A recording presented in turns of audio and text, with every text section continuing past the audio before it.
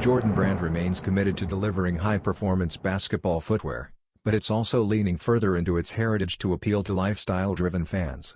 Just in time for summer, the Air Jordan 1 Low method of make V3 has surfaced in a fresh sail, coconut milk, washed coral, and light madder root colorway.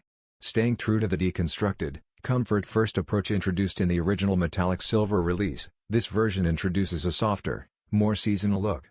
Most of the upper is dominated by clean, neutral shades of white and sail, creating a minimalistic base that allows the coral textile underlay to shine through.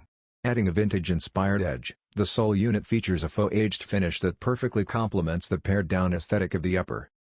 Designed exclusively for women, this refined take on the AJ1 Low blends retro basketball vibes with elevated lifestyle appeal. Expect the pair to drop on Nike.com this October for $135.